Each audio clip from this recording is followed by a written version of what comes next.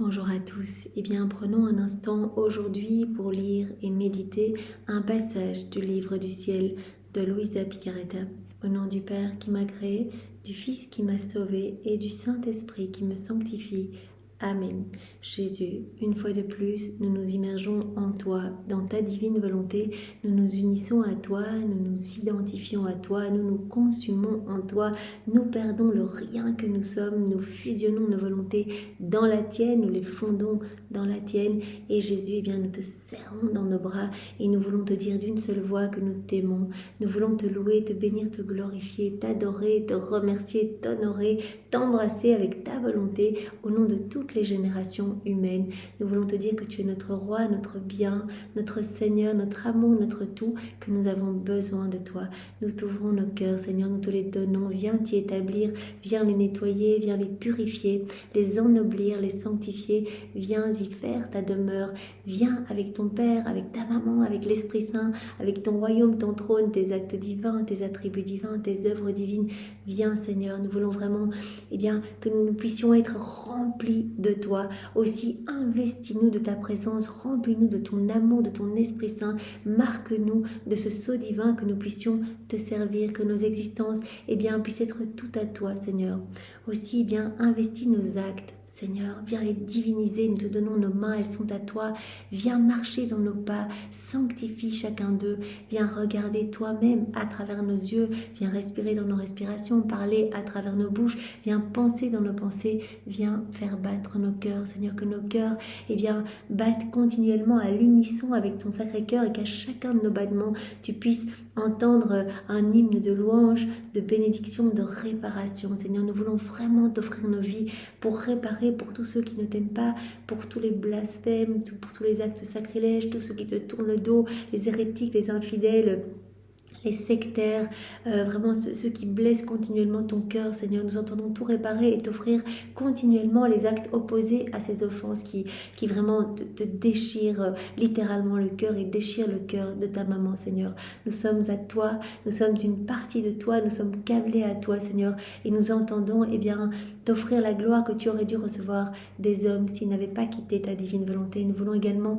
te donner toute la gloire que tu aurais dû recevoir des âmes réprouvées si elles n'avaient pas choisi toute seule délibérément de s'arracher de ton cœur pour aller se perdre. Oui, Seigneur, nous voulons te recouvrir de ton amour. Nous voulons te recouvrir de ta puissance, de ta beauté, de ta sagesse, de ta bonté, Seigneur, de ta sainteté. Nous voulons te recouvrir de l'amour de ton Père, l'amour de l'Esprit Saint, l'amour trinitaire. Nous voulons t'offrir, comme nous avons l'habitude de le faire, tous les actes d'amour de tous les saints, de tous les temps, que nous refaisons dans ta divine volonté, donc tous les chapelets, toutes les prières, les dévotions, les martyrs, les jeûnes, les sacrifices, les mortifications, absolument tout. Nous reprenons tout et vraiment tout cela, nous avons plongé dans ta divine volonté pour que tout soit divinisé et nous te réoffrons cet amour tout le temps, Seigneur.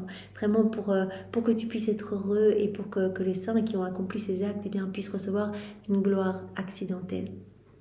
Jésus, nous voulons te remercier infiniment pour tout ce que tu nous as déjà donné. C'est vraiment important de remercier, d'être dans la louange continuellement. Nous savons que si nous en sommes ici à lire les écrits du ciel, à nous essayer à nos premiers actes, etc., c'est une chaîne de grâce que Jésus a établie dans la vie de chacun de nous. Il a tout mis en place pour que nous puissions à un moment être touchés, en fait. Il nous épie, il nous guette. Depuis que nous sommes petits, depuis que nous sommes dans le sein de notre maman, il est là, il nous couvre de son amour et il nous bombarde de ses je t'aime continuellement. Il attend en fait un petit retour à son amour. C'est tellement beau. Alors vraiment, merci Seigneur pour tout ce que tu as mis en place dans nos vies et ce que tu continueras à mettre en place. Merci pour ces écrits du ciel qui sont tellement sublimes, ces écrits qui viennent nous transfigurer. Littéralement, tu l'avais dit à Louisa, tu lui avais montré cette image, les écrits posés sur l'autel et les prêtres qui s'en approchaient devenaient tout lumineux, mais aussi toutes les autres âmes qui s'en approchaient étaient complètement transformées, devenaient des petits feux jaillissants d'amour. Vraiment, Seigneur, nous nous approchons de ces écrits et vraiment nous te faisons confiance, nous te remettons ce que nous sommes Et vraiment, nous voulons continuellement rester unis à ta divinité, à ta volonté, à ton humanité. Et vraiment que nos cœurs te disent tout le temps, Jésus, nous t'adorons avec la puissance, la sagesse, la beauté, la sainteté et l'amour de ta divine volonté. Merci Jésus pour cet amour tellement grand, cet amour brûlant, cet amour délirant, couplé à cet amour souffrant de te voir tant de fois écarté des familles, des écoles, des cours, des tribunaux, vraiment écarté de partout, Seigneur. Tu es mis à l'écart, tu ne peux pas te déployer dans les cœurs, tu souffres tant, ta divine volonté est à l'agonie depuis tellement de siècles, elle est là, écrasée, crucifiée dans les cœurs, à chaque fois qu'on agit dans nos volontés propres, elle est sur la croix, dans ce râle de l'agonie, vraiment ce que nous ressentons comme mal-être, c'est chaque fois que nous ne laissons pas la divine volonté opérer en nous. Alors Seigneur, merci pour cet amour brûlant, nous voulons te dire que nous le voyons de plus en plus à travers chaque élément créé, toutes les manifestations de ton amour, et nous voulons aujourd'hui, comme nous avons l'habitude de le faire, profiter de cet instant pour vraiment placer nos petits je t'aime, nos petits actes de bénédiction, d'amour, de réparation sur chacun de ces éléments créés, sur chaque feuille, chaque tige, chaque herbe, chaque fleur, chaque grain de poussière, chaque grain de sable, chaque minéraux, chaque coquillage, chaque algue, chaque poisson, chaque animal, insecte, bestiole, dans chaque goutte d'eau, dans l'immensité des cieux, dans la force du vent, tout ce que les cieux contiennent, le soleil, ses rayons, tout ce que ces rayons vont toucher, sur chaque étoile, leurs sentiments, la lune, les planètes, les galaxies, sur chaque semence que ces semences vont produire, dans chaque particule de lumière, chaque molécule d'air, partout Seigneur, dans les plaines, les rivières, les vallées, les montagnes, nous voulons remplir la création de notre amour pour toi. Et l'intention suffit, tu nous l'as dit, dans la divine volonté. Voilà, il suffit de poser l'intention, de placer notre amour partout, et ça y est, la création en est remplie. Et donc tu reçois tout cet amour qui vient maintenant de t'ensevelir, et vraiment c'est ce que nous entendons faire continuellement, Seigneur. Et sur chacun des éléments créés, nous voulons rajouter toutes les prières, toutes les paroles de notre Père. Que ta volonté soit faite, Seigneur, et que le royaume de ta divine volonté puisse s'établir ici-bas. Nous voulons également te demander sur chacun de ces éléments, que toutes les âmes soient sauvées, que les pécheurs puissent se convertir, t'aimer, revenir à toi, Seigneur, que plus aucune âme ne se perde. Moi, cette prière m'avait touchée de Louisa, qui demandait dans une des heures de la Passion, plutôt dans les dernières, où elle demandait à Jésus, si c'était possible, qu'elle puisse se trouver à la porte de l'enfer, voilà, après sa mort, qu'elle puisse être là, placée avec Marie pour empêcher les âmes d'entrer en enfer. Cela fait tellement souffrir Jésus, c'est vraiment un déchirement de son cœur. Rappelez-vous quand Jésus a été flagellé, cette heure de sa passion, où après cette heure complète où il a reçu ses 5480 coups, que voilà, son corps était totalement en lambeaux, on a détaché les cordes, les soldats ont détaché les cordes, il est tombé dans son sang, et il a vu autour de lui toutes ces chairs, et en fait il a dit à Louisa, en fait, ces chairs, ça représente ces âmes qui n'ont pas voulu rester accrochées à moi, ces âmes qui ont préféré le chemin de la perdition. Donc Jésus était là, il n'arrivait même plus à se relever, il était broyé au milieu de ces chairs par terre, et vraiment, il a vu à travers les siècles toutes les âmes qui n'allaient pas vouloir de son amour. Alors Seigneur, nous sommes là pour te demander que toutes les âmes soient sauvées, en nous unissant à Louisa, utilise nos vies. Vraiment, voilà cette prière que Louisa te faisait souvent, Seigneur, vraiment garde-moi tellement unie à toi, et qu'on ne puisse parler que de ta divine volonté, parler que de ton amour, et parler que des âmes à sauver. C'est ce qui importe le plus, Jésus. Sa volonté, que les âmes soient toutes sauvées, et qu'elles puissent toutes se disposer à accueillir ce grand cadeau, ce don de la vie dans la divine volonté, ce don de cette inséparabilité avec lui. Merci aussi Jésus, bien sûr, pour ta miséricorde sans borne. Nous sommes tous profondément bouleversés par cette miséricorde. En fait, c'est tellement merveilleux. En fait, nous pouvons revenir après les pires de nos péchés. Nous pouvons revenir après nos pires chutes, nos pires misères. Et tu nous attends continuellement. Tu nous le dis tellement à travers tous ces écrits du ciel. Mais je vous aime, je brûle d'amour pour vous. Je vous attends à chaque instant. Et je suis comme le père du fils prodigue, vraiment qui a vu son fils revenir en haillons, son fils qui a avait dilapidé tout l'héritage. Il ne s'est pas mis en colère, le père, au contraire, il attendait, il faisait le guet depuis tellement longtemps, il épiait tous les jours le retour de son fils, et quand il a vu au loin son fils, il a été pris de compassion, il lui a sauté dans les bras et directement il a fait faire tuer le veau gras, il lui a donné des plus beaux vêtements, il lui a vraiment mis sur les doigts des bagues, etc. Vraiment, il l'a remis à cette place d'honneur en fait.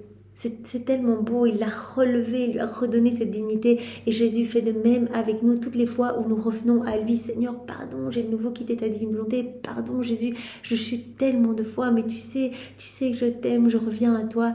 Et directement, eh bien Jésus... il nous lave en fait, tout de suite il nous lave de ses larmes, de son sang. Et quand on va se confesser, en fait à chaque fois que le prêtre absout nos péchés, en fait qu'il place ses mains sur notre tête pour nous pardonner nos péchés, en fait c'est le sang de Jésus qui coule, ce sont ses larmes qui coulent pour nettoyer profondément notre cœur. Mais c'est si beau en fait, c'est si grand. Donc n'oublions pas, quand nous allons nous confesser, eh bien nous pouvons le faire dans la divine volonté comme Jésus l'avait dit à Louisa. Et en fait, cela va disposer des milliers et des milliers d'âmes à vraiment s'ouvrir à ce pardon, en fait, à aller elles-mêmes se rendre dans des églises et se repentir de leurs fautes, en fait. Parce que le pardon de Jésus n'attend que ses enfants. Et Jésus nous aime immensément et veut tout nous pardonner jusqu'à la dernière seconde de notre existence. Eh bien, il est à côté de nous et vraiment, il attend, en fait, il supplie. C'est un mendiant d'amour, mais c'est tellement touchant comme image, quoi. Jésus, le Créateur, le Tout-Puissant, notre roi, le roi des rois, le roi de l'univers qui en fait se met à genoux, comme dans cette heure de la Passion où Jésus se met à genoux au pied de Judas quand il lui lave les pieds. Donc, cette heure de l'institution, l'Eucharistie, en fait, il dispose tous les cœurs, il voit à travers les siècles tous nos cœurs et il nous nettoie pour nous préparer à le recevoir dans l'Eucharistie. Il voit aussi tous les mots futurs de son Église à travers tous ses apôtres. Vraiment, tous les mots sont représentés, des plus petits mots, des plus petites faiblesses aux plus graves mots. Et il se met au pied de Judas et il pleure littéralement, il sanglote parce qu'il voit la dureté du cœur de Judas. Il dit: mais s'il te plaît, demande-moi ce que tu veux, je suis prêt à tout, mais ne perds pas ton âme, ne te détache pas de moi. Et vraiment, Jésus nous le dit aujourd'hui, et nous pouvons vraiment reprendre cette parole que Jésus a adressée à Judas et aller la placer dans tous les cœurs pour que les cœurs se rendent compte, que les âmes se rendent compte de cet amour brûlant qui n'attend qu'une petite miette d'attention, qu'un petit retour d'amour. C'est pour cela que la divine volonté, c'est tellement magnifique, parce qu'on a la possibilité de rendre de l'amour parfait à Dieu. On peut lui rendre l'amour que les autres ne lui rendent pas. Tout le temps, on va à la messe. Seigneur, je vais vraiment vivre cette messe dans ta divine volonté, au nom de tous, comme si tous les hommes étaient là à t'aimer autour de toi. Je suis là pour te consoler. Je veux venir avec toi dans chaque hostie, dans chaque ciboire, dans chaque tabernacle. Je vais te consacrer avec toi dans toutes les mains des prêtres qui te consacrent. Je veux te recouvrir de ta beauté, des chants des anges. Jésus, je suis là avec maman Marie, je la prends dans les bras. Marie, elle est là à chacune des messes avec toute la cour céleste. C'est vraiment, mais c'est royal, c'est incroyable ce qui se passe pendant la messe. C'est tellement beau, je vous invite à écouter sur YouTube ou à vous procurer le petit livret des visions durant l'Eucharistie de Catalina Rivas. C'est tellement beau. Moi, ça a changé complètement ma façon de vivre la messe et puis la vivre dans la divine volonté aussi. C'est être avec Jésus. C'est vraiment être avec Jésus. C'est le consoler, c'est réparer pour tous. On peut refaire toutes les messes dans la divine volonté. On peut refaire toutes les prières. Dans chaque heure, on se trouve dans chaque heure pour dire: Jésus, je t'aime, je t'accueille, tu es mon roi, etc. Donc c'est tellement beau. Merci Seigneur, pour tout ce que tu nous donnes, pour cet amour incroyable, pour ces écrits du ciel qui vraiment nous donnent cette soif de nous unir à toi, cette soif de vraiment de nous rapprocher chaque jour davantage de toi. Il n'y a pas que la soif, tu opères ce véritable rapprochement puisque tu nous lies davantage à toi à chaque acte que l'on fait en union avec toi, Seigneur. Donc c'est tellement beau. Alors merci aussi pour ta maman, Jésus, nous l'aimons tant. Ta douce mère qui se trouve également à nos côtés. Nous avons vraiment la chance, nous sommes entourés dans nos quotidiens, mais vraiment nos anges gardiens, la Vierge Marie, Jésus, vraiment la cour céleste, les saints qui se réjouissent à chaque fois qu'on s'unit à Jésus, qui viennent se déverser dans nos actes, etc. Mais merci Jésus, particulièrement pour ta maman, vraiment elle qui est la reine du royaume de la divine volonté et qui nous y veut dans ce royaume. Elle nous y veut, elle veut ce que tu veux, elle veut que nous soyons heureux, elle veut que nous reprenions cette place d'Adam dans son état d'innocence, elle veut que nos âmes soient resplendissantes de ton amour, de ta sainteté, elle veut que nous soyons propriétaires de tout, elle nous veut vraiment revêtus de ce vêtement de lumière, le vêtement que tu portais, Jésus. Après ta résurrection, ce vêtement qu'avait Adam avant de chuter, avant de pécher, voilà, elle nous veut avec elle dans ce royaume magnifique où il n'y aura ni maux, ni vice, ni iniquité, et elle veut nous partager sa gloire en fait. Elle ne veut pas qu'on soit là comme des petits serviteurs à ses pieds, elle veut que nous soyons d'autres âmes reines à ses côtés. Elle veut vraiment que nous vivions ce qu'elle vit. Elle a reçu par grâce ce que Jésus est par nature. Elle n'a fait que vivre dans la divine volonté depuis la seconde 1 de sa conception jusqu'à son assomption, et nous, voilà, notre petite échelle, nous remplis de péché, elle veut que Jésus puisse avoir cette autorisation de nous purifier. Quand on donne notre oui, nos fiat pour vivre dans la divine volonté, qu'on appelle Jésus dans toutes nos actions, on lui donne le lead sur notre vie en fait. On lui donne vraiment notre oui pour qu'il nous purifie, qu'il nous nettoie, et il va nous nettoyer non seulement le moment que l'on fait dans la divine volonté, mais il va venir rechercher aussi tous les moments du passé qu'on aura fait dans nos volontés propres pour vraiment les investir, les diviniser complètement. Et notre vie va complètement se transformer, notre tempérament va se transformer, notre cœur va se gorger de sa lumière. C'est normal, la divine volonté va prendre de plus en plus de place dans notre âme. Acte après acte, ce royaume s'étend dans notre cœur. Donc vraiment, nous te remercions infiniment, Jésus, de nous avoir donné Maman Marie, qui vraiment est la dispensatrice de toute grâce. En fait, tu l'as dit, toutes les grâces passent par les mains de ma maman et passent par le truchement des âmes vivants dans la divine volonté. Donc nous te remercions pour Maman Marie avec tes propres remerciements. Avec ces remerciements à elle aussi, nous voulons t'offrir du parfait Jésus, et nous voulons vous recouvrir l'un l'autre de vos bénédictions respectives, de votre amour respectif, de vos affections respectives, de votre vie même, de vos désirs en fait. Et nous voulons glisser nos cœurs entre vos deux cœurs pour que nos cœurs soient vraiment là où ils doivent être en fait. C'est vraiment, on veut rester collés à vous et on veut être, on veut se consacrer, nous voulons nous consacrer à vos deux cœurs unis. Voilà, Jésus, merci infiniment de nous l'avoir donné. Jésus, maintenant je te demande de disposer nos cœurs et nos intelligences pour que nous puissions accueillir cette nouvelle vérité que tu vas nous donner. C'est tellement important. Chaque vérité, c'est un trésor que tu sors de ton sein paternel, c'est une vie divine. C'est juste incroyable, chaque vérité vaut plus que toute la création. Alors Seigneur, que nous ne soyons pas distraits, mais que nous puissions accueillir ce trésor avec ta sagesse à toi, ta compréhension à toi, ton amour, ton cœur. Seigneur, donne-nous ton cœur et enveloppe-nous vraiment de ta splendeur, Seigneur, vraiment que nous ne passions à côté de rien. Viens, Esprit Saint, viens par la puissante intercession du cœur immaculé de Marie, ton épouse bien-aimée. Esprit Saint, viens, nous avons besoin de toi, esprit d'amour, esprit de feu, esprit de paix, viens nous toucher maintenant, viens nous embraser, viens nous visiter, viens nous toucher, viens Esprit Saint, viens, par la puissante intercession du cœur immaculé de Marie, ton épouse bien-aimée.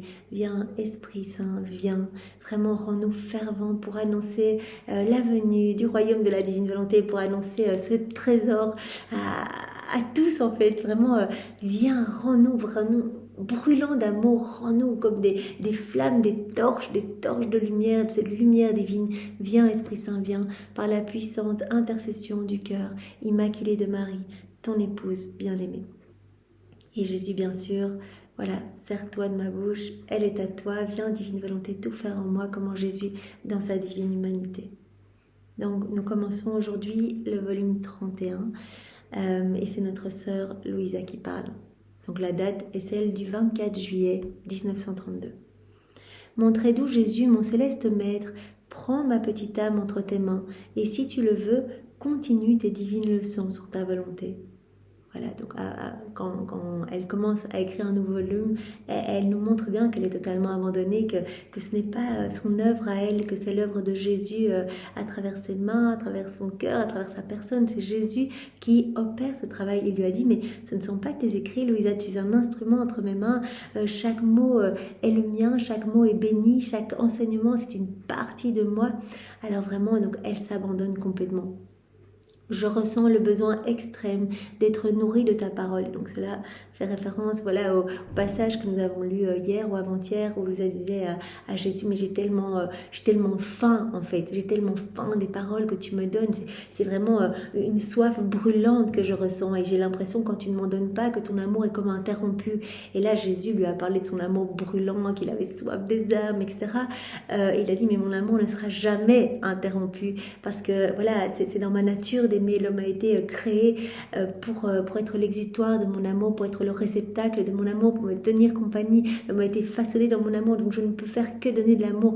Maintenant, si l'homme ne reçoit pas, eh bien c'est que l'homme qui se bloque, c'est l'homme qui ferme son cœur et donc qui bloque, qui quelque part obstrue tous les canaux de communication et donc n'accueille pas les grâces, empêche quelque part en verrouillant son cœur, il verrouille aussi le cœur de Dieu qui ne peut pas déverser son amour. Et quand l'amour de Dieu ne peut pas se déverser de manière facile, voilà, si on accueille cet amour, eh bien il se déversera d'une autre manière sous forme de justice divine, de châtiment, etc. Et donc il avait bien dit à Louisa, mon amour n'est pas interrompu quand je me tais, eh bien c'est que je me repose dans ma parole créatrice, que je te donne, cela crée quelque chose en toi. Et donc après, je viens me réjouir dans mes créations, dans ton cœur. Et puis, je suis en train de disposer ton cœur pour que tu puisses recevoir une nouvelle connaissance. Chaque fois, il y a ce travail où je grave en lettres d'or dans ton cœur. Et puis je te le donne après, cet enseignement verbalement. Puis je t'aide à le mettre par écrit. Donc, ne t'inquiète pas. Voilà, quand je me tais, c'est que je suis au repos dans ton cœur, que je suis bien, que je me réjouis de vraiment des merveilles du ciel qu'il y a dans ton cœur, mais aussi parce que je le prépare pour te donner autre chose, une vérité qui est digérée, comprise et mise en pratique, et bien créer les dispositions nécessaires, l'espace nécessaire pour que nous puissions en accueillir une autre. Donc Jésus attend, c'est goutte par goutte qu'il nous nourrit parce qu'on n'a pas la capacité d'accueillir tout d'un coup. C'est pour cela que si on lisait tous ces écrits du ciel de manière rapide et vraiment comme on lit un roman, on passera à côté de tout en fait.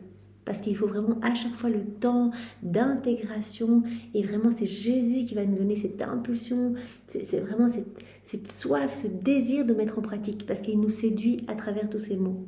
Chaque mot qu'il nous donne, il se passe quelque chose dans notre cœur et vraiment on ressent que cela nous brûle de plus en plus et on est vraiment poussé par cette force irrésistible à faire nos rondes, à mettre vraiment complètement en pratique ce que Jésus nous a enseigné. Donc voilà, elle ressent cette faim d'être nourrie de la parole de Jésus. C'est toi-même qui m'y as habitué, Jésus, et qui m'a donné ce genre de vie. Tu as fait que je vis de toi et que je vis de ta douce parole. Voilà, ça fait 40 ans que Jésus parle à Louisa tous les jours, qu'il a formé son cœur. Jésus l'a complètement travaillé. Louisa est la première à laisser la divine volonté totalement régner en elle, la première depuis la chute d'Adam. Donc Adam était complètement dans la divine volonté et puis il a eu cette mise à l'épreuve, il l'a raté, il a quitté la divine volonté. Et puis à la suite d'Adam, à la suite de sa chute, tous les maux, les vices et iniquités ont vu le jour, donc résultant de cette rupture de la volonté humaine avec la divine volonté. Et donc Louisa est la toute première qui va laisser réellement Jésus a bien dit, ce n'est pas une présence mystique, je viens réellement avec mon Père et l'Esprit Saint vivre en ton cœur et tu es la première à permettre à ma vie divine de se déployer complètement en toi. Et à ta suite, il y aura de nombreuses âmes, tous les enfants de ma divine volonté. Voilà, nous en sommes qu'à nos débuts, mais voilà, nous essayons de nous greffer à Louisa, d'être ces petits maillons à la suite de Louisa pour alimenter jour après jour cette vie divine en nous, puisque chaque acte que nous faisons dans la divine volonté sert de nourriture. Voilà, pour alimenter cette vie de lumière, cette vie d'amour, cette vie du divin fiat en nous. Mais on remarque bien qu'au plus on reçoit de ces nourritures du livre du ciel, ces paroles magnifiques, au plus on en a envie. On y replonge dans ces livres du ciel et même si on a fini de lire les 36 volumes, je pense que ce sera jusqu'à notre dernier souffle. Voilà, parce que c'est le langage du ciel, c'est le langage utilisé par les saints, les bienheureux, partout dans le ciel. Et bien, Jules avait utilisé cette image, vraiment les murs du ciel sont tapissés avec les écrits, avec ces écrits du ciel. Vraiment, c'est leur façon de parler, leur façon de prier que Jésus nous enseigne à travers ces écrits du ciel. Donc c'est vraiment magnifique, on sent en lisant que vraiment quelque chose se passe en nous. Et c'est ce que Louisa expérimente. Elle dit voilà, j'ai besoin d'être nourrie de ta parole, j'ai ressens ce besoin extrême, cette faim extrême de recevoir ta parole, de la digérer, de la mettre en pratique et elle ressent ce besoin extrême de continuellement faire ses rondes. Jésus lui a dit, c'est le travail de ma divine volonté en toi, parce que ma divine volonté est complètement souveraine en toi, et donc elle te pousse à suivre ses actes continuellement, à lui tenir compagnie, etc. Voilà. Il est certain que ce n'est pas moi qui ai formé ce genre de vie, ce genre d'existence. Non, c'est toi, Jésus, si bien que je te sentais plus que je ne me sens moi-même. Lorsque tu gardes le silence, je sens que cette vie est brisée, et c'est le dur des martyrs. C'est le plus dur des martyrs. Voilà, quand Jésus ne se manifeste pas, qu'elle ne le voit pas physiquement, même s'il est réellement là, quand on vit dans la divine volonté, comme je le disais précédemment, bien la Trinité est là, la Vierge Marie, etc. Et Jésus dit, c'est moi qui fais tout en toi, c'est moi qui investis ton être complètement de ma lumière, c'est moi qui parle à travers ta bouche, etc. Mais elle a besoin de le voir physiquement, et elle a besoin de recevoir, eh bien, à chaque fois de nouvelles paroles. C'est le plus dur des martyrs. Et Jésus lui a dit, effectivement, ce que tu ressens quand tu ne me vois pas, eh bien, c'est un martyr d'ordre divin. Mais je te partage ce que moi je ressens face à la perte de mes enfants, la perte des créatures, quand elles se détachent de mon cœur. Je voudrais les serrer contre mon cœur, je voudrais les attacher à moi, elles ne veulent pas de moi, elles s'arrachent de moi. Eh bien, je ressens une souffrance énorme, et je te partage une petite goutte de cette souffrance quand toi tu voudrais me prendre dans tes bras, accueillir mes paroles, les boire, etc. Et que je ne me manifeste pas tout de suite, que je laisse ce petit laps où tu ne me vois pas. Je te partage une goutte de ce martyr divin pour que tu unisses tes souffrances aux miennes, et que tes souffrances portent les fruits de mes souffrances. Et puissent donc ainsi, par là même, ramener ces âmes perdues. Voilà, ce genre de souffrance, unie aux souffrances de Jésus, eh bien, permettent à des âmes sur le point de se perdre, portant eh bien, sur le front la marque de la perdition, de revenir à Jésus. Si tu veux cesser de parler, je suis prête à te dire fiat, fiat. Donc elle dit, de toute façon, même si je souffre de ne pas te voir, de ne pas entendre tout le temps tes paroles, que ta volonté soit faite, fiat. Et c'est ce que nous devons dire, appliquer dans nos quotidiens, dans toute situation, accueillir tout comme venant des mains de Dieu. Situation difficile, que ta volonté soit faite, Seigneur. Situation où on est calomnié, humilié, peu importe, je ne dois plaire qu'à toi, que ta volonté soit faite, Seigneur, tu l'autorises dans ma vie. Dans la divine volonté, tout ce que nous vivons est autorisé par Jésus pour nous faire grandir à sa ressemblance, nous faire grandir dans cette sainteté divine qu'il veut pour tous ses enfants. Je le répète encore une fois, parce que c'est important, c'est un cadeau, le don de la vie dans la divine volonté. C'est un véritable don, ce n'est pas méritoire. Il ne va pas regarder si on a fait plus de prières, plus de chapelets avant de nous donner ce don. Peu importe où on en est dans notre vie, il suffit de dire « Oui, Jésus, je veux ce don » et le tour est joué. Et après, nous manifestons que c'est vraiment quelque chose qu'on veut. Parce que Jésus ne va pas nous donner ce don si on va en faire n'importe quoi, et si on n'a pas les connaissances et qu'on le demande, mais que finalement on ne le veut pas vraiment, etc. Donc il va quand même attendre. Au départ, il va nous prêter sa volonté, et il va attendre, s'assurer qu'on est vraiment constant, qu'on est fidèle, et que c'est cela qu'on veut. Et connaissance après connaissance, on va brûler de recevoir ce cadeau, comme le papa eh bien, qui a un très beau cadeau pour son fils. Il ne va pas le donner tout de suite, sinon le fils va jouer 3 minutes avec, et puis après ne connaîtra pas la préciosité de ce cadeau. Mais si le papa eh bien, parle de ce cadeau avant de le donner, et dit, tu t'imagines pas tout ce que tu vas pouvoir faire avec, tu t'imagines pas tout le bonheur que ça va te générer, etc.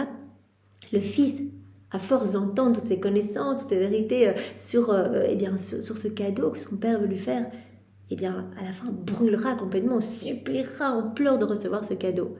Eh bien voilà, Jésus nous travaille pour que vraiment on ait cette soif immense, et qu'on le demande pour nous, qu'on le demande pour toutes les âmes, que tout nous serve de matériel de base pour demander que ce royaume s'établisse sur la terre. Tout, il pleut, Seigneur, que vienne le royaume de ta divine volonté. Je te le demande dans chaque goutte de pluie, Seigneur, dans chaque rayon du soleil, dans tout ce que ces rayons touchent. Je te le demande dans la force du vent. Jésus, je fais ma vaisselle, que ta volonté soit faite. C'est merveilleux, Seigneur. Allons laver les âmes, disposons-les à accueillir le grand don de la vie dans la divine volonté. Seigneur, je prépare le repas, allons disposer les cœurs, allons les préparer pour accueillir ce grand don de la vie dans la divine volonté. Lorsque tu gardes le silence, je sens que cette vie est brisée, et c'est le plus dur des martyrs. Mais si tu veux cesser de parler, je suis prête à te dire fiat, fiat, fiat. Mais prends pitié de moi et ne me laisse pas seule, ne me laisse pas abandonnée. Je me sentais totalement abandonnée dans les bras de la divine volonté et je n'aspirais à rien sinon au ciel. Bon, souvent, Louisa, voilà, elle aime tellement Jésus que c'est un dur martyr pour elle de rester sur la terre. C'est un dur martyr aussi de mettre par écrit parce qu'elle n'a été jusqu'en première primaire. Et donc, pour elle, c'est très dur. Elle veut rester tout le temps unie à Jésus. Donc, elle aspire au ciel. Elle sent déjà qu'elle vit la vie du ciel ici-bas. C'est ce que Jésus nous promet. Vraiment, il nous promet d'avoir déjà la vie des bienheureux ici-bas, d'avoir vraiment ces joies célestes, ces béatitudes célestes, ces bonheurs célestes. Il promet de nous remplir absolument de tout, de nous donner la plénitude et bien de tous ces biens. En fait, il veut nous combler ici-bas, c'est ce que Louisa ressent. Et donc, elle aspire profondément à être continuellement avec Jésus dans le ciel, ne plus avoir ces moments où elle ne le voit pas. Il me semble que je n'ai plus rien d'autre à faire que de finir ma vie dans la divine volonté sur la terre et de la commencer au ciel. Il dit, bon, je vais finir ma mission ici, et Jésus lui a même dit, de toute façon, ce que tu fais ici, tu le feras encore dans le ciel. Cela ne s'arrêtera pas. Vous vous rappelez, son confesseur, Saint Hannibal, eh bien, qui voilà, avait commencé la publication des écrits du ciel, avait commencé à parler de la divine volonté partout. Il avait vraiment eu ce projet de créer la maison de la divine volonté, et il est mort assez rapidement. Et donc Louisa disait, mais tout ce qu'il a fait, voilà comme il doit être triste de ne pas avoir pu achever eh bien, tout ce qu'il avait commencé. Et Jésus a dit, mais de toute façon, dans le ciel, il continue à bosser pour que le royaume de la divine volonté s'établisse sur la terre. Donc voilà, Louisa, elle aspire vraiment à retrouver son Jésus chéri dans le ciel. Mon céleste Jésus, visitant ma pauvre âme, me dit, ma petite fille de mon vouloir, tu t'inquiètes trop et je ne le veux pas. Ne t'inquiète pas, il le dit souvent à Louisa, quand tu t'inquiètes, tu crées des nuages devant le soleil de ma divine volonté qui est vraiment tout resplendissant dans ton cœur, et tu crées ces petits nuages qui empêchent ma divine volonté de se déployer complètement, qui empêchent ma divine volonté de travailler. Alors bien sûr, ces nuages ne sont pas éternels, c'est-à-dire que si je souffle sur ces nuages, ils se dissipent aussitôt pour que vraiment la lumière resplendisse de plus belle, mais ne t'afflige pas, ne perds pas du temps, reste les yeux fixés sur moi. Et donc vraiment, Jésus nous le demande à chacun de nous aussi, ne nous affligeons pas pour les petites choses du quotidien, etc. Restons abandonnés, restons dans la confiance, comme des petits nouveau-nés entre les bras de Jésus, et laissons-le en fait faire son œuvre en nous. Il poursuit l'œuvre de la création de notre âme, et à chaque fois que nous lui faisons confiance, à chaque fois que nous lui donnons nos oui, eh bien, il prononce son fiat créateur sur notre âme, et donc il y a de nouvelles créations, nouvelles beautés, nouvelles saintetés dans notre cœur. Il prononce également la parole de la consécration sur notre âme eh bien, devient magnifique, resplendissante. Nous devenons vraiment comme des hosties vivantes, et c'est vraiment tellement magnifique. On voit 10 hosties dans le ciboire par exemple, eh bien c'est 10 actes dans la divine volonté. Donc vous imaginez combien c'est puissant. Donc Jésus dit bien à Louisa, ne t'afflige pas ma fille. Tu t'inquiètes trop et je ne le veux pas. Jésus n'aime pas quand on s'inquiète. On obstrue le travail de sa divine volonté. En te voyant si accablée au milieu de tant de biens, Louisa, elle est accablée, mais en même temps, elle dit que ta volonté soit faite. Elle est accablée, mais abandonnée, parce qu'elle vit complètement dans la divine volonté. En te voyant si accablée au milieu de tant de biens, cela montre que tu penses plus à toi qu'au bien que ton Jésus t'a donné. Je t'ai tellement donné chacune des paroles que je t'ai données. C'est un précieux cadeau. À chaque fois que tu fais tes rondes, tu reçois, tu es sous une douche continuelle, sous un torrent de grâce, de bénédiction à chaque instant. Regarde tout ce que je t'ai donné plutôt que de te regarder toi en disant, mais en fait, je ressens le manque de Jésus. Voilà, cela montre que tu penses plus à toi qu'au bien que ton Jésus t'a donné. Et cela montre aussi que tu n'as pas encore bien compris les dons et les biens que tu as reçus de ton Jésus. Tu as reçu tellement, Louisa. Vraiment, ma vie s'est reformée en toi. Tu as tout reçu. Tu as entre tes mains mon humanité, ma divinité, mes œuvres, ma volonté. Tu as tout, tu es propriétaire de tout. L'âme qui vit dans la divine volonté, tout lui appartient. C'est pour cela qu'au plus on vit dans la divine volonté, au moins on ressent de besoins en fait. On ressent des besoins quand on est déconnecté de la divine volonté, on ressent ce vide dans notre âme, on a envie de combler ce vide, donc on se gorge des choses de la terre, des restos, des voyages, etc. Parce qu'on ressent qu'il y a quelque chose qui n'est pas rempli dans notre âme en fait. Parce que notre âme a été créée pour être unie à Dieu. C'est Dieu qui doit remplir notre âme. Donc quand on met la divine volonté sur la croix, eh bien on va se sentir pas bien et on va avoir besoin d'essayer dans cette boulimie des choses de la terre, essayer de se remplir. Mais Jésus dit, mais quand tu reviens dans mes bras, que tu me donnes ton oui, je te redonne tout, en fait, tout est pour toi, je t'invite, c'est le retour de mon enfant, dans ma céleste demeure. Vous vous rappelez quand Jésus nous a dit il y a quelques jours, mais reviens dans mes bras, viens à notre table d'honneur, nous voulons te partager tous les secrets du ciel, viens, tu es notre chéri, tu es notre enfant, viens reprendre ta place de fille, de fils, de Dieu en fait, d'enfant magnifique, d'enfant de lumière, viens, tout t'appartient. Et donc il dit bien, Louisa, ne te soucie de rien et regarde tout ce que tu as reçu. Tous ces cadeaux, à chaque fois que tu fais des actes dans la divine volonté, à chaque fois que je te donne une nouvelle connaissance, il y a tellement de cadeaux qui y sont attachés. Tu n'as pas encore bien compris les dons et les biens que tu as reçus de ton Jésus.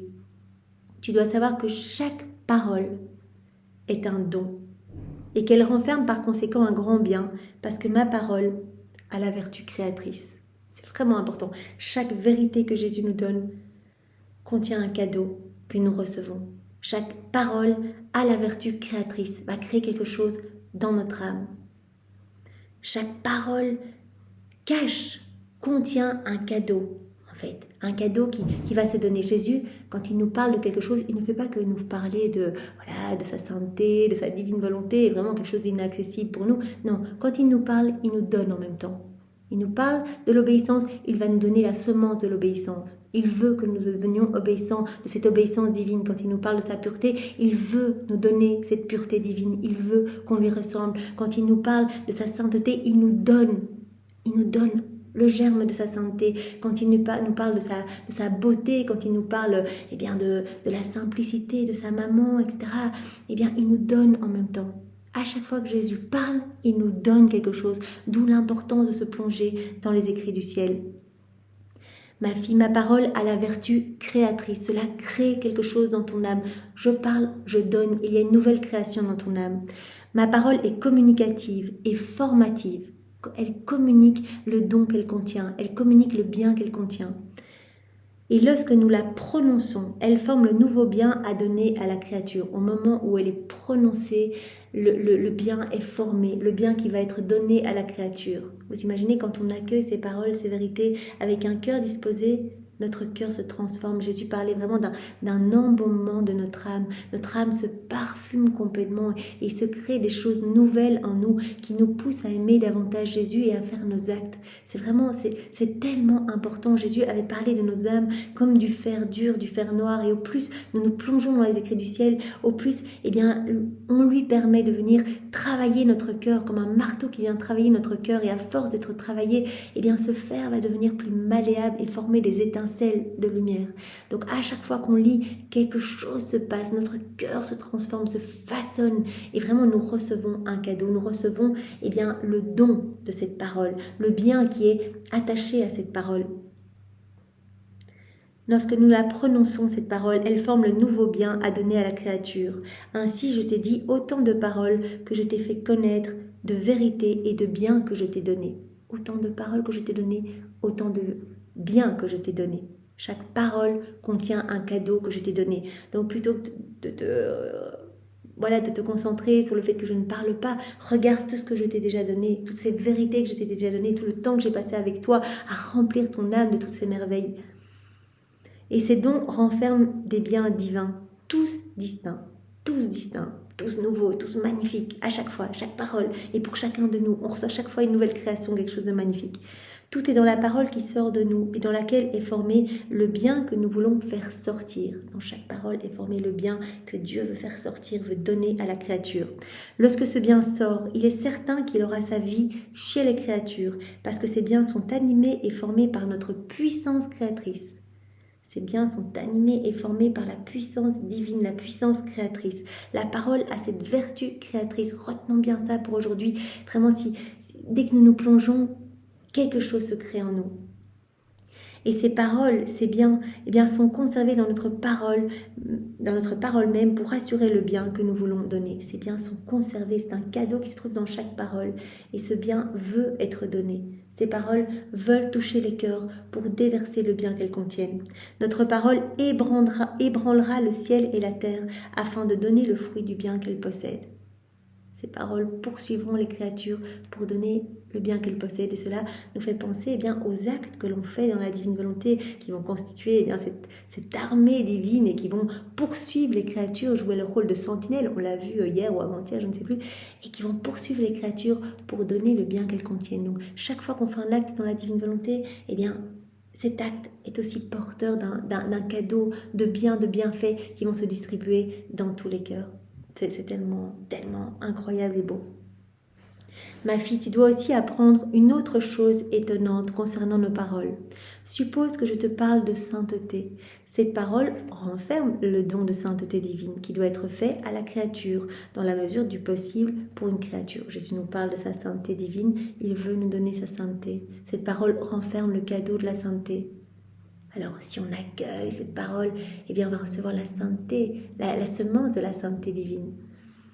Si je te parle de la bonté divine, ma parole renferme le don de bonté. Si je te parle de divine volonté, partout ici dans les secrets du ciel, elle contient le don de notre volonté. Jésus veut nous faire ce don, ce cadeau de la vie dans la divine volonté. C'est pour cela qu'il nous en parle autant, pour nous séduire et nous donner cette soif. À chaque fois, on reçoit un peu plus quand nous recevons ces vérités, ces connaissances. À chaque fois, une nouvelle création, quelque chose dans notre âme qui nous pousse à avoir envie de recevoir ce cadeau, à le demander continuellement. On alimente aussi cette vie divine en nous par toutes ces connaissances et la mise en pratique de ces connaissances. En somme, ce que notre parole dit de la beauté, de la bonté, de la grandeur ou de la sainteté, elle le contient dans ce don. Tout est contenu. La parole contient chaque fois un cadeau, un don, et elle veut donner le bien qu'elle possède aux créatures. Écoute à présent un geste de nos stratagèmes amoureux. C'est comme si nous n'étions heureux que lorsque nous formons de nouvelles inventions d'amour. Il y a continuellement de nouvelles inventions d'amour, de nouveaux stratagèmes d'amour pour toucher nos cœurs et pour nous disposer à accueillir ce don si grand, la vie dans la divine volonté. C'est l'aboutissement de tout. La vie dans la divine volonté, ce fiat de la sanctification, c'est l'aboutissement du fiat de la création et de la rédemption. C'est le plan initial de Dieu. C'est le plan de toute éternité de Dieu. Donc tant que l'homme n'est pas revenu à cette place d'Adam dans son état d'innocence, tant que l'homme ne vit pas complètement dans la divine volonté, la création n'est pas achevée. L'homme continuera jusqu'à l'avènement de ce royaume à former comme la tache noire dans le tableau. Mais Jésus, qui voit déjà tout, puisque tout se trouve dans cet acte unique, ni passé ni futur en Dieu, nous a déjà dit, si j'ai donné toutes ces connaissances, toutes ces vérités, etc., c'est que je sais qu'il y aura le triomphe du royaume de ma divine volonté, le triomphe du cœur immaculé de ma maman. Donc, ne vous désespérez pas, faites vos actes, et même si vous avez l'impression, comme Louisa, que les choses ne bougent pas, que les cœurs sont froids, etc., à chaque fois, des milliers d'âmes sont sauvées par chaque acte que vous faites dans la divine volonté. Et vos actes ne sont plus des actes humains, mais ils sont des actes divins et éternels. Ils deviennent divins et éternels quand vous y mettez l'intention de les faire dans la divine volonté. Et donc ces actes deviennent des soleils infinis qui ne s'arrêteront jamais et qui produiront des rayons de lumière pour toutes les âmes de toutes les générations, même les âmes du passé qui ont reçu des grâces, qui ont reçu la sainteté, qui ont reçu des grâces de conversion, etc., grâce aux actes que l'on fait aujourd'hui dans la divine volonté. Par exemple, ce moment que nous prenons a peut-être permis à Sainte Bernadette de voir la Vierge Marie, d'être vraiment toute pure, toute magnifique, etc. Voilà. Ce que nous faisons aujourd'hui a de l'impact autour de nous, dans le passé, dans le futur, parce que c'est Jésus qui agit en nous et nous lui en donnons cette autorisation. Écoute à présent un geste de notre stratagème amoureux. C'est comme si nous n'étions heureux que lorsque nous formons de nouvelles inventions d'amour à donner aux créatures. Vraiment, comme Jésus nous l'a dit, nous voulons toujours donner. La Trinité veut toujours donner, c'est dans sa nature de donner. Donc on n'arrête pas d'inventer de nouveaux stratagèmes pour donner en fait tout en notre amour. Et on essaie par tous les moyens de toucher nos enfants pour pouvoir leur donner quelque chose. Donc quand je te demande de faire tes rondes, en fait, on va se servir comme de ce prétexte pour te donner. Parce qu'à chaque fois que tu vas placer tes petits je t'aime sur les éléments de la création, tu vas recevoir une pluie de grâce, une pluie de cadeaux. Tu vas t'unir au soleil en disant mais comme c'est magnifique Seigneur, merci pour cette lumière, pour cette chaleur. Je m'unis à ta divine volonté qui bosse, qui travaille dans le soleil, qui régit tout. Bien directement, tu vas recevoir. En fait, c'est comme on se sert un petit peu de ce prétexte pour donnez à l'homme en fait. Faites vos rondes et vous allez recevoir des cadeaux à n'en plus finir. Parce que la divine volonté conserve bien les attributs divins dans chaque élément créé. Donc dès qu'on s'unit, dès qu'on dit un petit merci, un petit je t'aime, on reçoit. Et dès qu'on donne de l'amour à Dieu, chaque acte que l'on fait dans la divine volonté, chaque ronde que l'on fait, chaque méditation, chaque fois qu'on s'unit à Dieu, on offre un amour parfait. Et Dieu, ne pouvant se laisser vaincre en amour, eh bien, redouble encore cet amour, le renouvelle. Et vraiment, cet amour arrive en torrent dans notre cœur et dans tous les cœurs. Donc à chaque fois, en fait, il se sert de notre petit amour et on n'offre même pas notre amour, on offre son amour, on offre Dieu à Dieu, on offre ses propres bénédictions, ses propres prières, etc.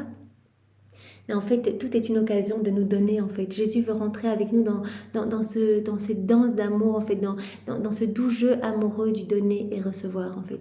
Il aime cette réciprocité d'amour. Adam, il était continuellement dans cette réciprocité d'amour. Tous ses pas, voilà, disait je t'aime pour la Trinité, ses mouvements, ses regards, dès qu'il mangeait, etc.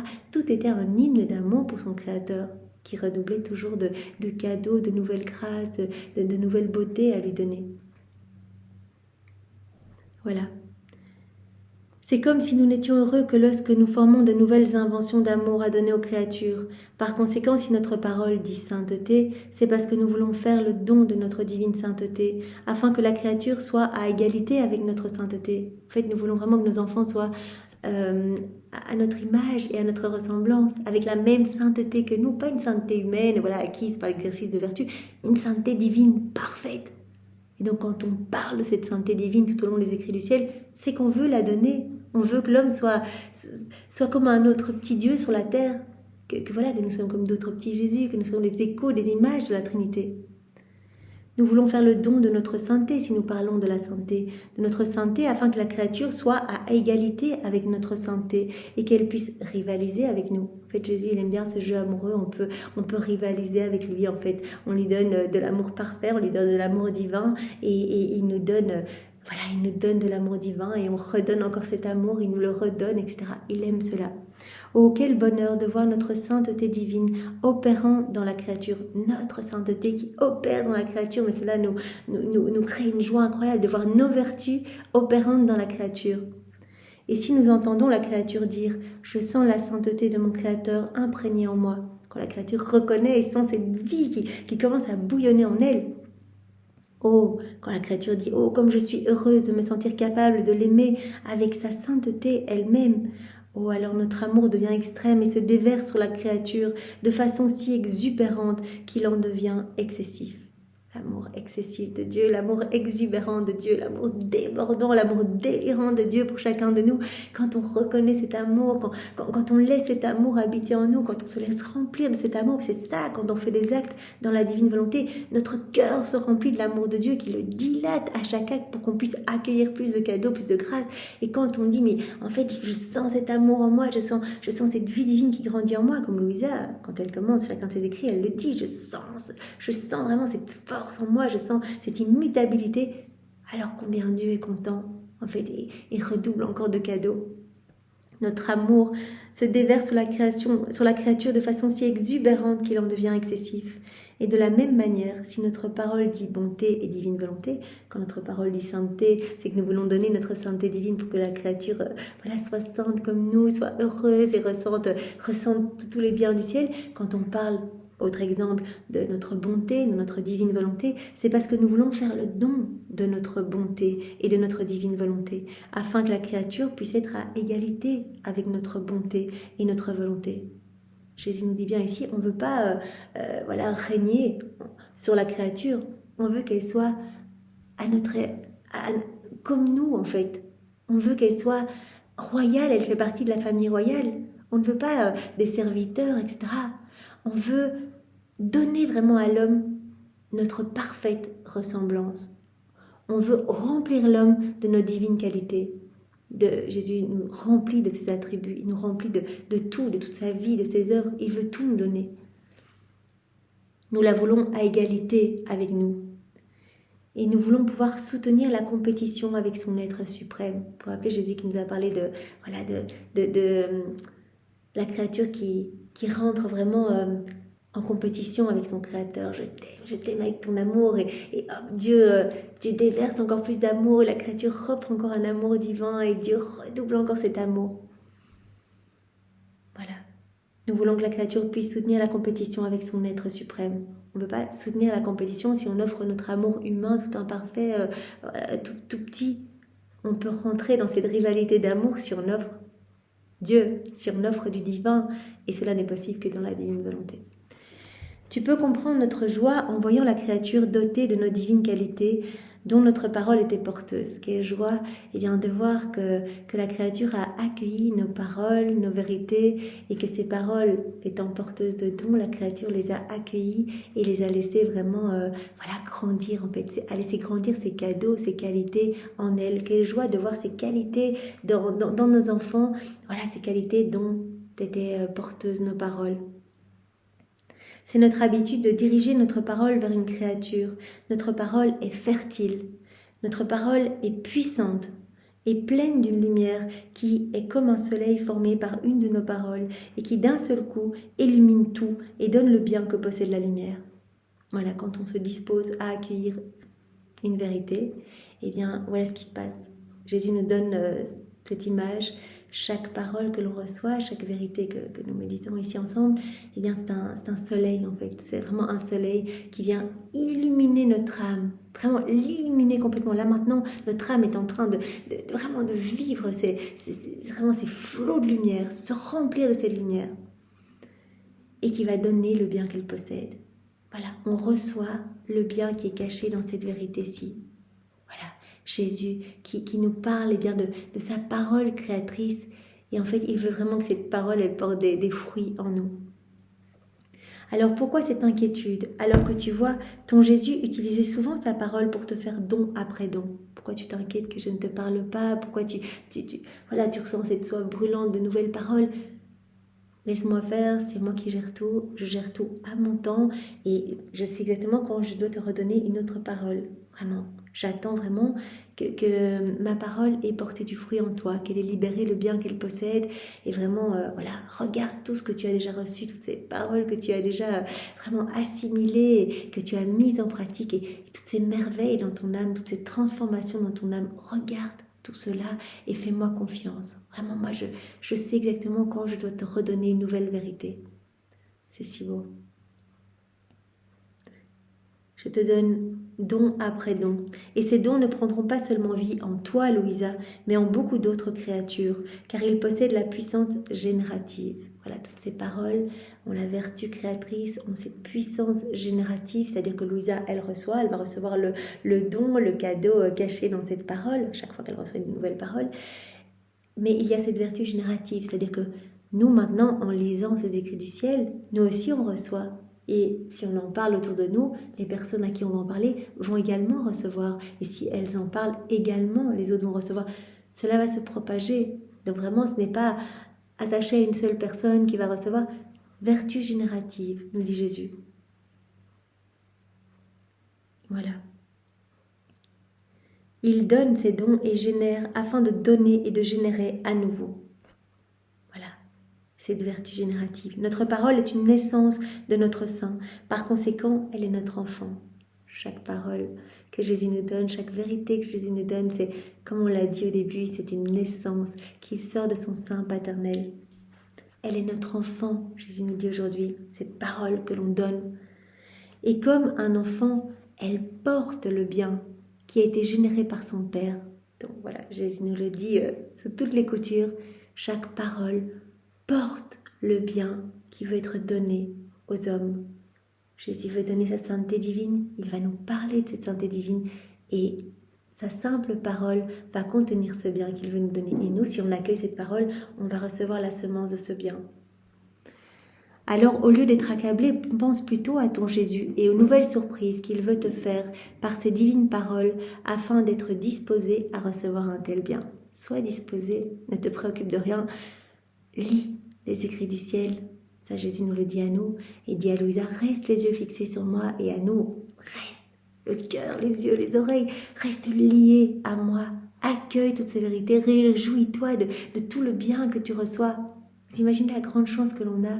On serait né il y a 500 ans, on n'aurait pas eu ces écrits du ciel entre les mains, on aurait dû se débrouiller tout seul à essayer de devenir saint, vraiment de manière difficile, etc. Ici, Jésus nous rend saints. Lui-même, il nous donne tout. On n'a qu'une chose à faire, on lit, on laisse la parole vraiment nous travailler profondément, nous donner ce qu'elle veut nous donner, et vraiment on se laisse pousser à mettre en pratique. Donc vraiment, et on doit juste donner notre oui. Voilà, c'est ça, notre petite participation.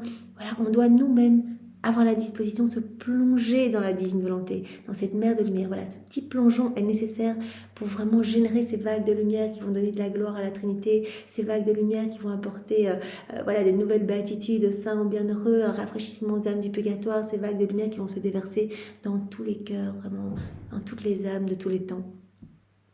Après quoi, je continuais à penser à la divine volonté, et mon doux Jésus ajouta: ma fille, lorsque l'âme permet d'être dominée, qu'elle donne son oui, elle veut vivre dans la divine volonté, investie et subjuguée par ma divine volonté en chaque partie de son être, que ce soit de l'âme ou du corps, ma volonté opérante est alors en possession de tout.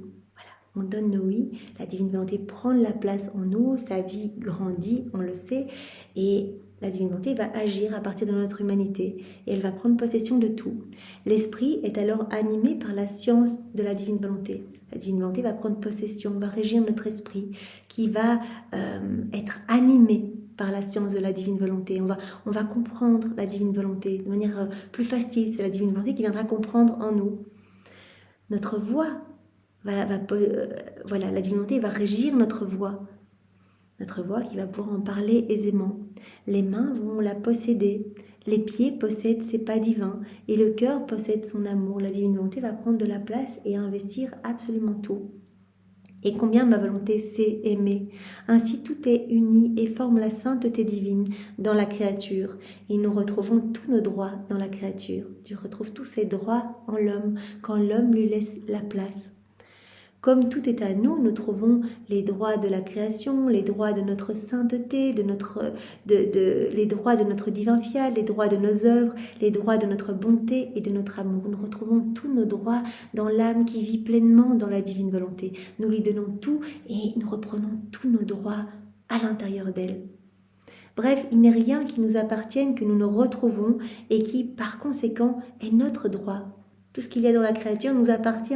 On met tout dans la créature, ça nous appartient, mais ça lui appartient aussi. On lui donne tout, on met tout en commun, il n'y a plus de jeu et de tu, tout est mis en commun, on lui donne tout. Donc Jésus dit, je retrouve mes œuvres, toute ma vie, mes larmes, mes pas, toute la vie de ma maman, etc. Nous retrouvons tout dans ce cœur, nous retrouvons nos droits dans ce cœur. Il n'est rien qui nous appartienne que nous nous retrouvons et qui par conséquent est notre droit, et en échange la créature trouve son droit dans son créateur. Et la créature reçoit des droits sur tout, elle a les droits de propriété sur tout, elle devient dépositaire de tout. Comme la volonté des deux est une, les droits de l'un sont les droits de l'autre. Voilà.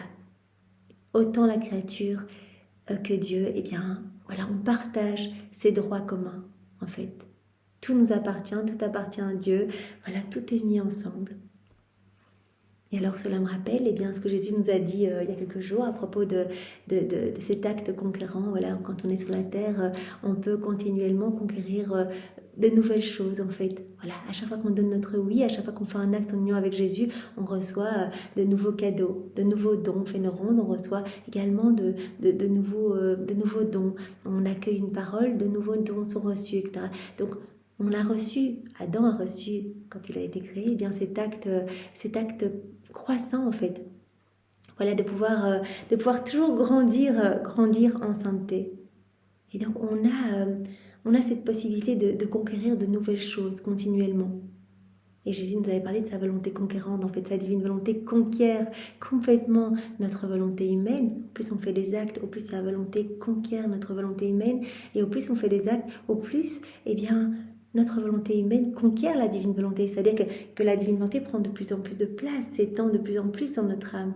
Donc ce sont vraiment des volontés réciproques, en fait des conquêtes réciproques. Voilà, c'est le terme que je cherchais, des conquêtes réciproques. C'est tellement beau ce terme de conquête. Voilà, donc Jésus nous dit ici, la créature va reprendre ses droits, surtout les droits qu'avait Adam, surtout, tout lui appartient. Et son créateur, eh bien, va également avoir ses droits, surtout dans la créature, puisque tout lui appartient. Donc tout est mis en commun. Les droits de l'un sont les droits de l'autre. Par conséquent, voilà ce que signifie vivre dans mon vouloir. C'est recevoir le droit de notre sainteté, de notre amour, notre science et notre bonté. On reçoit les droits sur tout. Tout nous appartient. C'est pour cela que l'âme qui vit dans la divine volonté, eh bien, elle ressent le besoin de donner parce qu'elle sait que tout lui appartient. Donc, elle ne va pas commencer à faire les petites prières pour demander telle ou telle grâce. Elle n'a qu'à se servir.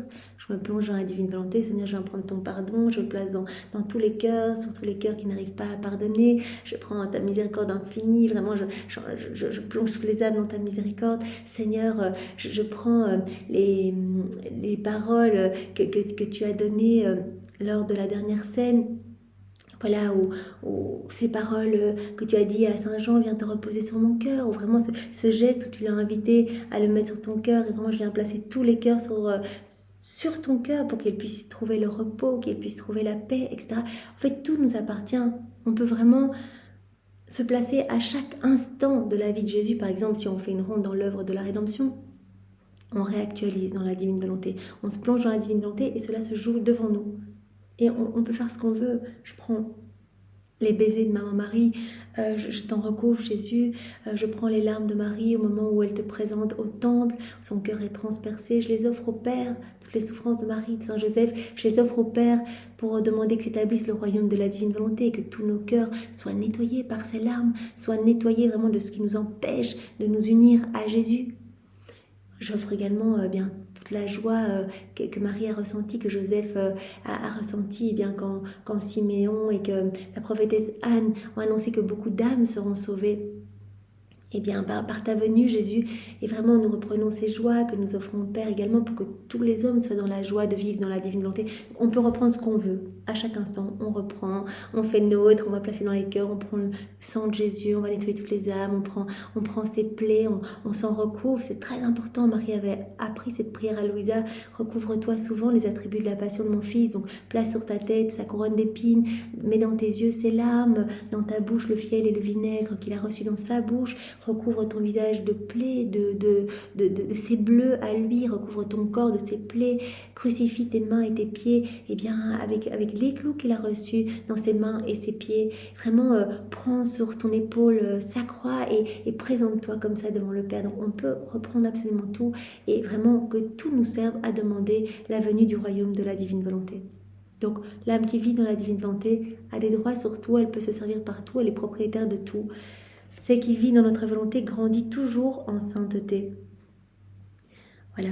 Donc elle reçoit le droit de notre sainteté, notre amour, notre science et notre bonté. Nous ne pouvons donner moins parce qu'ils sont la propriété de la créature, de la même manière qu'ils sont la propriété de notre fiat, car sa vie est déjà vécue dans notre fiat. Tout est en commun, donc voilà, on lui donne tout, les propriétaires de tout. De plus, celle qui vit dans notre volonté grandit toujours en sainteté, en amour et en bonté, comme en toute autre chose. Il y a cet acte croissant et la possibilité, acte après acte, bien, que notre âme devienne de plus en plus belle en fait. Voilà, Jésus nous veut pur amour, pure beauté, et donc acte après acte, bien, il nous donne de nouvelles créations, de nouvelles choses dans notre âme, de nouveaux cadeaux, etc. Cette croissance continuelle forme un acte nouveau que la créature peut donner à son Créateur. Cette croissance continuelle forme un acte nouveau que la créature peut donner à Dieu. Nous donnons à la créature l'acte nouveau que nous possédons par nature et la créature nous le donne en vertu de notre volonté. Nous donnons l'acte nouveau que nous possédons par nature et la créature, elle nous le donne en vertu de notre volonté. Elle peut nous donner cet acte nouveau parce qu'elle vit dans la divine volonté. Oh, quelle satisfaction pour les deux, quelle joie ils éprouvent dans ce donner et recevoir continuel, dans cette harmonie d'amour entre le ciel et la terre. Quelle satisfaction pour les deux. On ne pourrait pas donner un beau cadeau à Dieu, on ne pourrait pas donner, d'ailleurs Jésus dit un acte fait dans la divine volonté vaut plus que tous les actes d'amour de tous les saints. Voilà, avant Louisa, tous les saints qui ont fait leurs actes dans leur volonté humaine. Donc tous les martyrs, etc., les âmes qui sont mortes d'amour, mortes brûlées, mortes décapitées, etc., mortes d'amour pour Jésus. Et nous, je prends ce bic dans ta divine volonté, ce petit acte-là vaut plus que tous les autres réunis, tous les autres desseins accomplis dans une volonté humaine. Parce que ce petit acte-ci, prendre mon crayon, me moucher, tous les actes du quotidien, Jésus a dit, je vous attends pas dans des choses extraordinaires, je vous veux là où vous êtes, là où je vous ai placé, dans votre condition de vie, Et je vous demande juste une chose, vous unir à moi. Et en vous unissant à moi, vos actes vont devenir sublimes et éternels, vont se remplir de l'infini.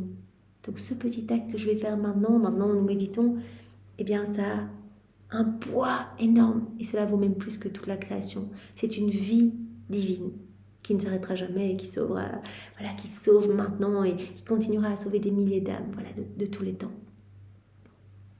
Et donc vraiment dans ce donner et recevoir, c'est tellement beau. Jésus nous parle de cela. Quelle satisfaction pour les deux. Quelle joie ils éprouvent pouvoir recevoir de la créature et pour nous pouvoir donner. Cette harmonie parfaite entre le ciel et la terre. Donner et recevoir maintient l'aliment de correspondance. Voilà, la créature qui fait des actes en union avec Dieu, eh bien, donne quelque chose de parfait. Et Dieu lui redonne encore et donne à tous ses frères et sœurs. Et donc, à force de faire des actes, les liens se tissent. Vraiment, les liens se resserrent. Nous aimons davantage. Chaque jour, notre amour s'accroît pour notre Créateur.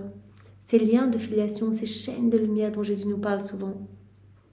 Donner et recevoir maintient l'aliment de correspondance. Les liens, la correspondance, eh bien, cela est maintenu, cela est renforcé, acte après acte. Cela conserve l'union qui grandit toujours, Donc non seulement notre âme s'embellit de plus en plus, voilà, nouvelle conquête à chaque acte, voilà, nouveaux cieux, nouvelle floraison, nouvelle sainteté dans notre âme, à chaque fois quelque chose de nouveau, de splendide, quelque chose du ciel dans notre âme. Et Jésus retire quelque chose de la terre. Et cela conserve l'union qui grandit toujours. Et c'est comme le souffle qui garde le feu allumé et la flamme de l'amour vivante. Voilà, rester dans cette continuité d'amour. Pas faire un acte dans la divine volonté et puis on se replonge dans notre vie, on oublie complètement Jésus et on attend le lendemain pour refaire un acte. Ah oui, je me rappelle maintenant. Essayez de rester constant à faire nos actes. Et Jésus a dit, je vais vous y aider, cela deviendra de plus en plus facile, cela deviendra comme une deuxième nature pour vous. Pourquoi ? Parce qu'à chaque acte, votre âme s'illumine et vous laissez plus de place à ma divine volonté. Et donc vous allez finalement la ressentir. C'est elle qui va s'inviter dans vos actions et c'est elle qui va vous pousser à faire des rondes, etc. Donc cela va être de plus en plus facile. Comme vous respirez, comme vous clignez des yeux, etc. Cela va vraiment faire partie de votre nature profonde. Donc il faut continuellement alimenter cette vie divine. Parce que si on fait un acte dans nos volontés propres, et puis qu'on fait un acte dans la divine volonté, là, on alimente un petit peu cette vie divine, et puis on replonge dans nos volontés humaines, on n'alimente pas, mais comme toute vie a besoin d'être alimentée, eh bien la vie divine a vraiment besoin de cette nourriture, de ces actes que l'on fait dans la divine volonté. C'est comme le souffle qui garde le feu allumé et la flamme de l'amour vivante, sans danger qu'il s'éteigne. Voilà, vraiment c'est comme si... Voilà, on alimente ce feu en nous, acte après acte. Ce feu prend de plus en plus d'ampleur, mais il faut déborder de notre humanité.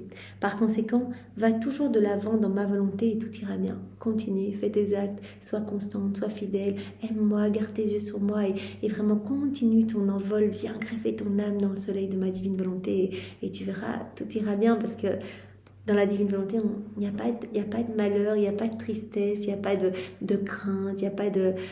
Il y a rien qui peut... il n'y a pas d'attaque des démons, parce qu'on est vraiment dans les bras de Jésus, et les démons ont peur de toute cette lumière qui rayonne. Ils détestent les âmes vivantes dans la divine volonté. Ils détestent cela, d'ailleurs, dans un tome, je pense que c'était dans le tome 16, je pense avoir lu ça hier, ou écouté cela hier. Jésus expliquait que Satan... Cela lui importait quelque part peu, si une âme allait se confesser, si une âme allait à la messe tous les jours, etc. Mais par contre, ce qui vraiment l'anéantissait, c'était une âme qui faisait des actes dans la divine volonté. Parce que, en fait, comme les actes sont infinis, ne s'arrêtent jamais, bien ces actes recouvrent, mais tous les péchés de cette lumière divine recouvrent la laideur, vraiment les ténèbres, de toutes les puanteurs résultant de la volonté humaine, etc. Et donc, chaque acte va toucher les cœurs et les ramener à Jésus. Donc, c'est vraiment le royaume qui s'installe. À chaque fois qu'on fait des actes, on travaille à l'avènement du royaume. Donc, Satan devient fou. Il voit se recréer dans les âmes ce que lui a perdu. Donc, pour lui, la divine volonté, c'est ce qu'il connaît le moins et c'est ce qui lui fait le plus peur. Il sait très bien que vraiment, voilà, il va y avoir ce triomphe complet où il va être écrasé par le pied de Marie. Vraiment, ce sera Marie, reine du royaume de la divine volonté, qui va régner partout. Et donc il a vraiment, il a horreur de cela. En fait, il a horreur. Donc c'est pour cela qu'au début, il va essayer un peu de nous faire chuter, qu'on est un peu fébrile, qu'on n'y connaît encore rien, etc. On commence à s'y plonger. Eh bien, Satan va essayer de nous faire douter, etc. Mais Jésus dit non, regarde.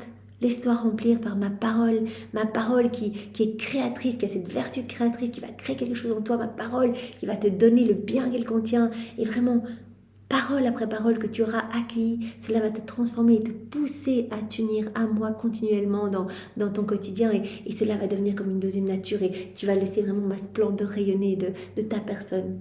Et à ce moment-là, les forces obscures ne pourront plus te faire chuter. Tu seras vraiment uni à moi et vraiment ils seront contraints de s'éloigner.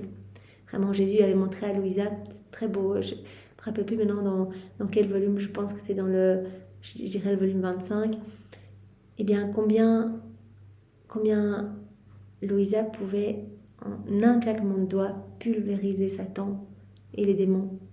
Vraiment, il avait autorisé que Satan s'approche de Louisa. Elle dit, bah, ça fait très longtemps que je ne l'ai plus vu. Et Jésus dit, effectivement, l'âme qui vit dans la divine volonté, voilà, Satan ne peut pas l'approcher. Mais là, j'ai autorisé qu'il t'approche pour te montrer combien, du bout des doigts, tu peux le pulvériser. Tu peux juste, en le touchant, le réduire en poussière. Parce que tu as toute ma force en toi, tu as ma puissance, tu as ma sagesse, tu as ma beauté, tu as ma sainteté en toi, je veux te donner la plénitude de tout. Et Jésus, là, s'adresse à chacun de nous, je veux te donner la plénitude de tout. Et donc, n'aie pas peur, avance, laisse-moi te façonner et tu verras, il n'y aura plus voilà, toutes ces embûches du démon, il n'y aura plus ça sur ton chemin. Reste uni à moi. Alors, cela ne veut pas dire qu'il n'y aura pas de souffrance parce que Jésus nous a parlé tellement de fois dans les écrits du ciel, et bien des souffrances comme cadeau d'amour qu'il nous donne, on fait des souffrances comme cadeau de prédilection pour nous transformer. C'est vraiment la voie de la sainteté, c'est la voie royale pour vraiment être décapé plus vite et pour pouvoir mieux accueillir ce don de la vie dans la divine volonté. Vraiment, il a dit, je viens continuer ma vie en vous, quand vous me donnez votre oui. Et donc, je viens aussi continuer mes souffrances en vous, mes joies en vous, mais aussi mes souffrances. Donc vraiment, donnez-moi votre chair, donnez-moi votre humanité. Mais par contre, dans la souffrance, vous aurez une force incroyable. Mais une force divine, en fait, puisque c'est moi qui viendrai tout vivre en vous. Donc voilà, cela ne veut pas dire divine volonté, plus de souffrance, etc., mais des souffrances vécues avec Jésus, avec une joie profonde, une paix profonde, une patience, etc. Donc vraiment, c'est Jésus qui va tout faire en nous. Et vraiment, il nous appelle bien sûr à tout lui offrir, tout ce qu'on vit, toutes nos souffrances, toutes nos peines, etc., à lui offrir pour que vraiment il puisse, il puisse redistribuer tous les fruits de ses souffrances rédemptrices sur le monde, dans les cœurs, et que beaucoup d'âmes puissent être sauvées. Merci Seigneur, bien sois loué, béni et glorifié au nom de tous et pour te remercier bien de cette vie divine que tu as sortie de ton cœur. Bien nous t'offrons le cœur de ta maman, nous t'offrons sa maternité, nous t'offrons ses baisers, nous te prenons dans nos bras avec ses bras à elle.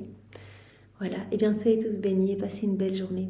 Au nom du Père et du Fils et du Saint-Esprit. Amen. Au revoir à tous.